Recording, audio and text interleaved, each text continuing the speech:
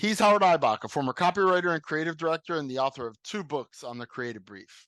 And he's Henry Gomez, an ad agency strategist with coming up on 28 years of experience. Together, Henry and I are the Brief Brothers. We love talking about creative briefs, briefing, and advertising. We're back for another episode, Henry. Today, we're going to return to one of the features we love to do, which is to examine a creative brief that I've got housed in the Creative Brief archive on my website. Today's example is something I collected from quite a few years ago.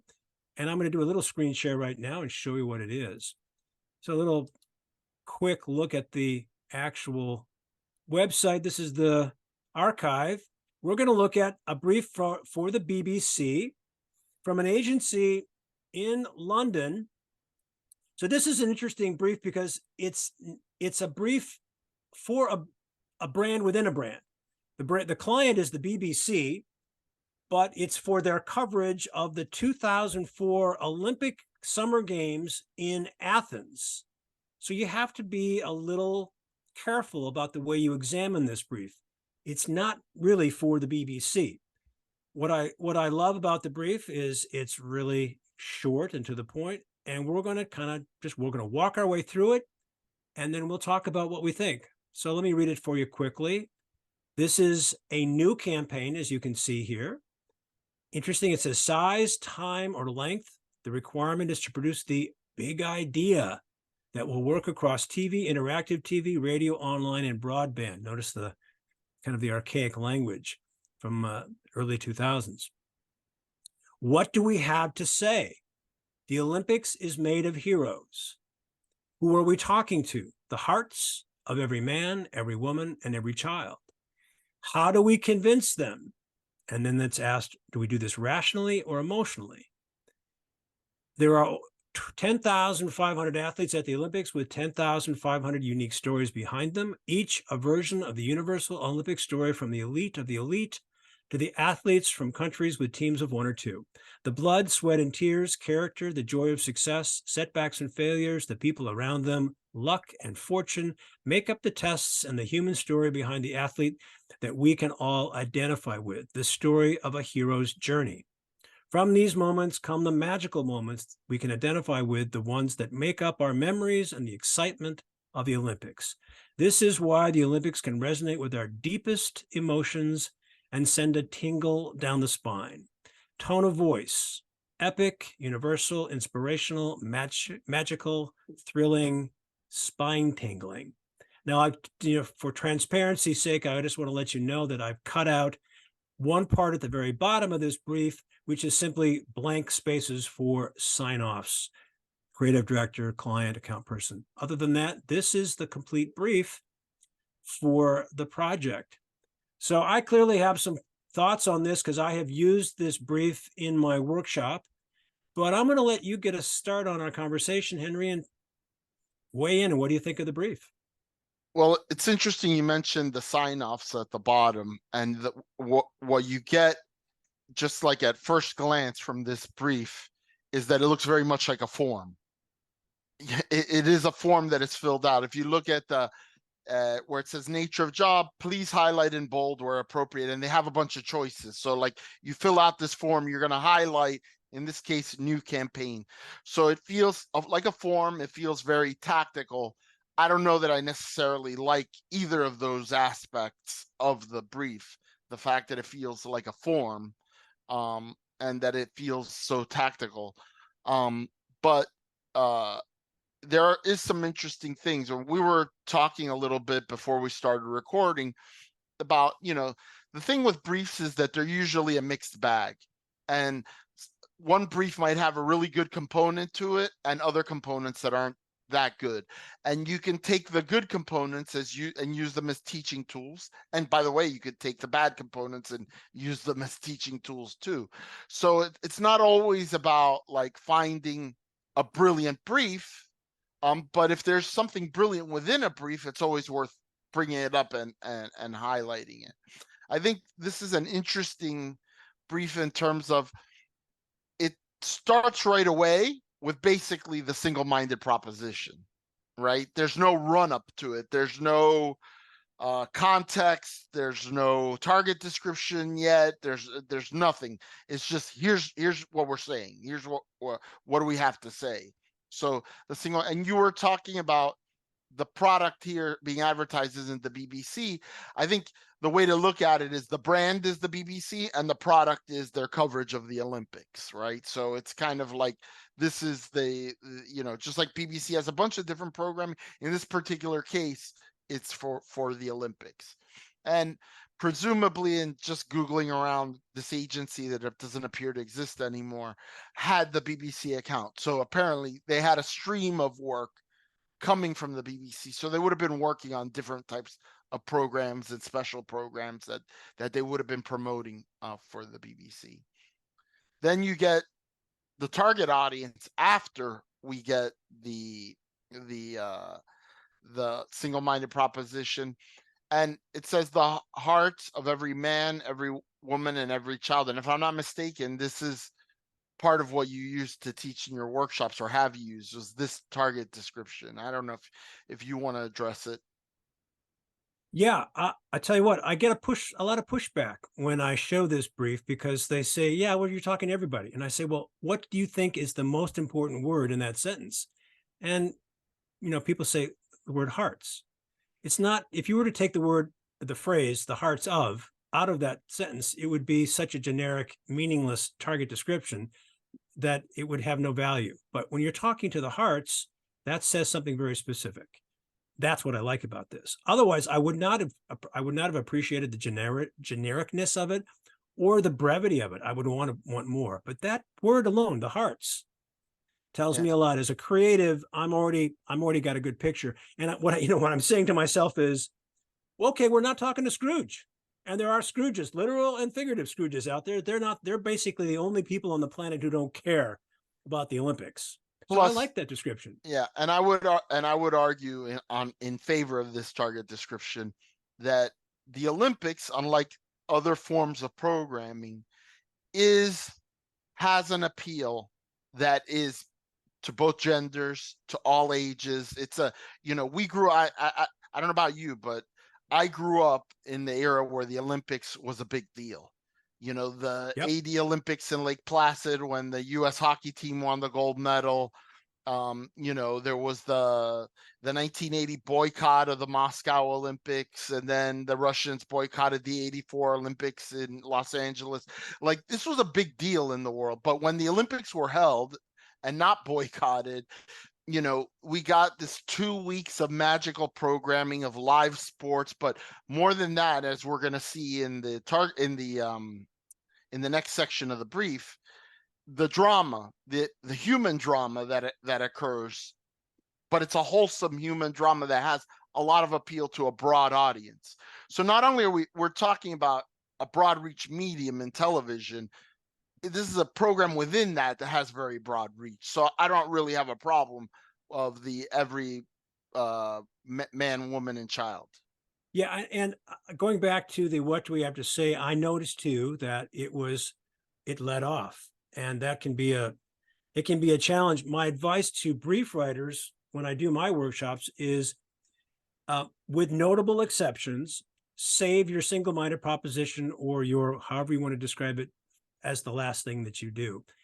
You've noted on a couple of occasions in previous conversations, Henry, that sometimes you got a lightning bolt and you have this idea that just sort of hits you very early on in the whole process of writing a brief, and you write it down, and sometimes you can't improve on that.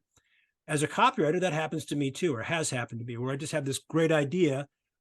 After very little input, you got to write it down, and sometimes you can beat it, and sometimes you can't. Most of the time, though, you really want to spend some time working your way up. So it is kind of unusual to see the single-minded prop right there up front.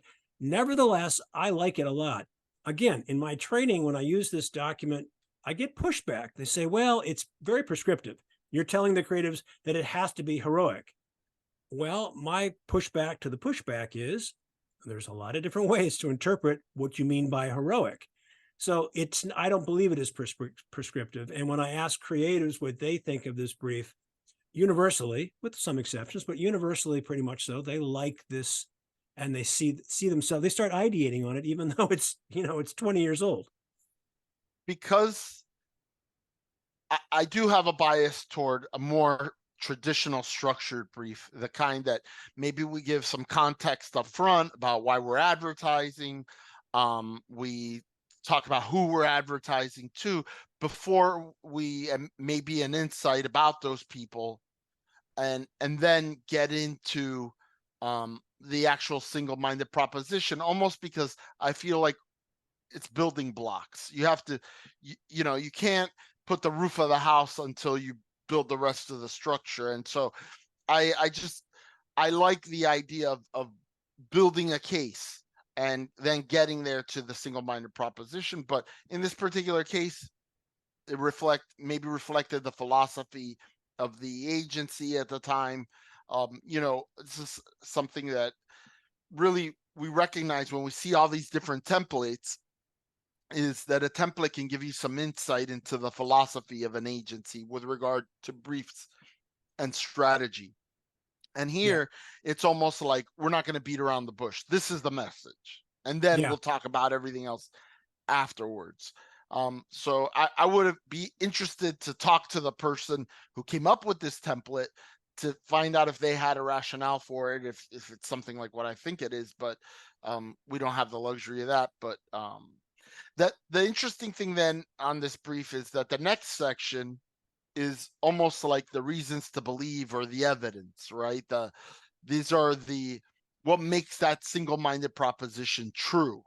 And again, there's a bit of a disconnect because there's a question and answer in between the single-minded proposition and the evidence, right? We have the target description there in between, or the target identified in between. Certainly what is written But here. you know, I don't mean to Yeah, interrupt, Henry, but if you look at the way the brief is structured, it's like, who are we talking to and how do we convince them? So the brief is actually addressing the way that we convince the people that we're talking to. So that in that sense, it makes sense. And of course, then it asks, which I think is relevant, are we going to try to do this rationally or emotionally? And that becomes mhm. an interesting question that I ask to participants because the answer is pretty clear. Yeah, they don't explicitly, and you're right. When you add the thing about the how do we convince them, you're right. It is coherent. But Um, this is a kind of a sophisticated template. And I agree with you. I wouldn't necessarily recommend this if you're trying to start over. If you're not, if you're writing a brief for the first time, I wouldn't recommend this as the template to teach yourself how to write a brief. There are other better templates than this one. they But don't what?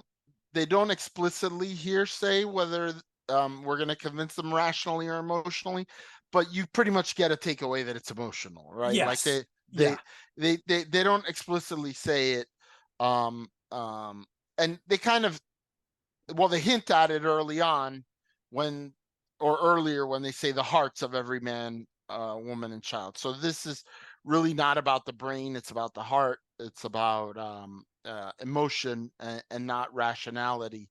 And they talk here about magical moments. I mean, we've all seen those capsules, and I can imagine that the BBC coverage of the Olympics isn't very dissimilar to what we've gotten in the United States over the years from NBC and the other networks that have had the Olympics, in terms of like those human interest stories about the athletes.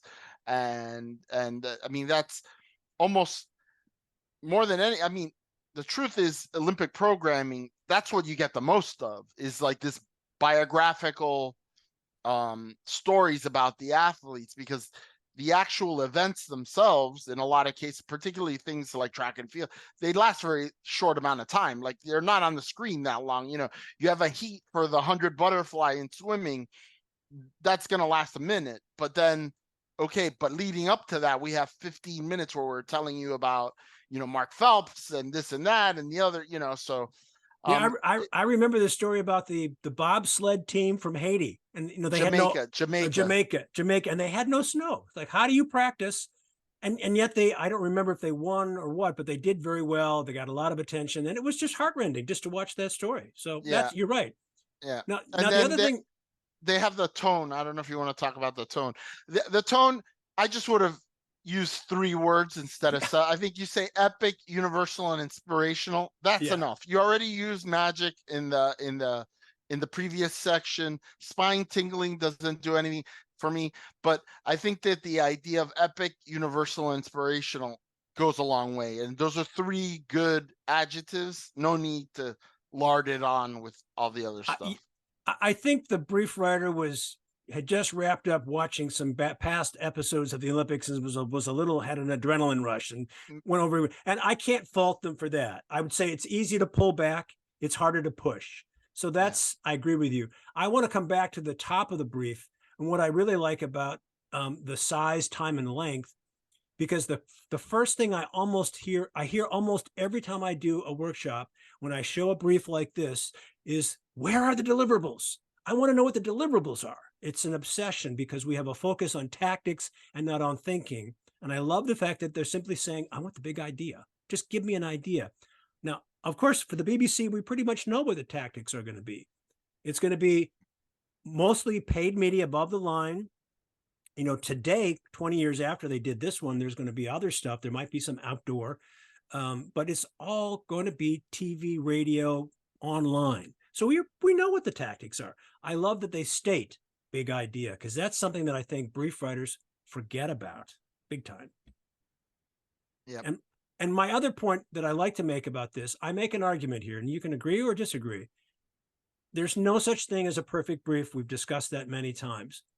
This brief, in my opinion, is as close to being definitive as I think you could get. This brief could be used by any broadcaster that wins the rights to cover the Olympics from now until the end of time, and it would inspire great creative, no matter which agency did the job. Mm-hmm. It would work. Yeah.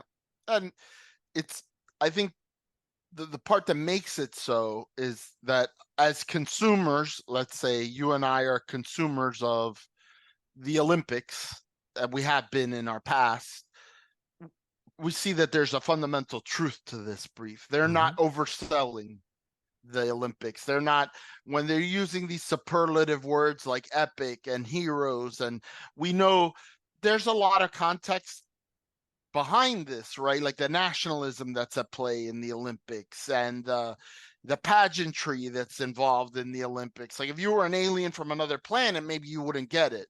But I think most people living in the United Kingdom or living in the United States, living in a country that routinely broadcasts the Olympics, gets it and sees that there's truth in this brief. Yeah. Now, we have what we think is a spot for this that came from this brief, and I have to tip my hat to our friend Paul Feldwick.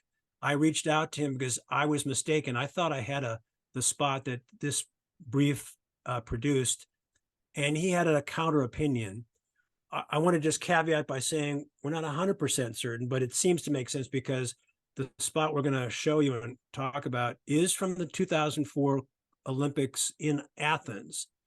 So why don't we take a second and watch that? And it's from the agency in question. We think it's from it's from the agency in question. And I think you thought that it was from 2012, and that agency wasn't around anymore in 2012. So more than likely, this is correct. It's the 2004 Olympics in Athens. So let's take a look at that spot now, and then we'll have some thoughts on it.